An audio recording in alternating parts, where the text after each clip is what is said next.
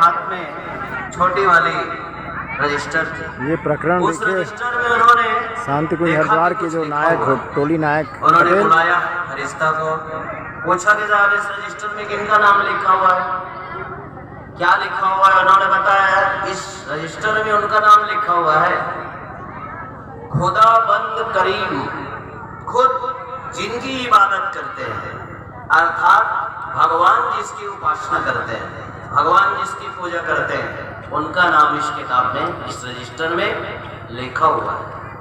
वो देख के बड़ा चकित हुआ। कुरान में उल्लिखित ये हजरत उमर, प्रकरण है। हजरत उमर ने कहा दिखाओ भाई किनका किनका नाम है, हम भी तो देखें। भगवान जिसकी इबादत करता है, खुदा जिसकी इबादत करता है, हम इस रजिस्टर को देखना चाहेंगे। उन्होंने देखा तो सबसे पहला नाम हजरत उमर का लिखा हुआ है। हजरत उमर देखकर चौंक गए।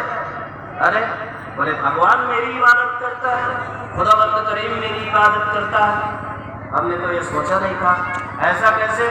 उस फरिश्ते ने कहा हाँ खुदाबंद करीम आपकी इबादत करता है। बोले क्यों, मैंने तो कोई उपासना नहीं की, मैंने तो कोई जप ध्यान नहीं किया, मैंने तो कोई यज्ञ नहीं किया, मैंने तो कोई छापा तिलक नहीं लगाया, मैं कोई तीर्थाटन नहीं किया, फिर खुदाबंद करीम मेरा इबादत क्यों करता है।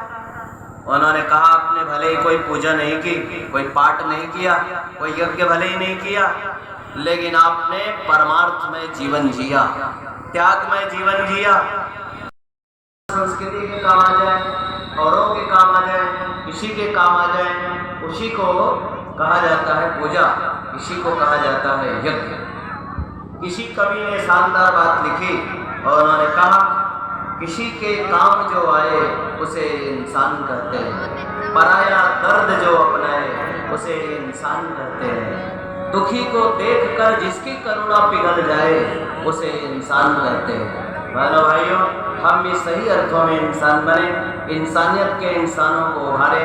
आइए कवि के शब्दों में प्रेरणा देता हुआ गीत श्रवण करें, किसी के काम जो आए उसे इंसान कहते हैं।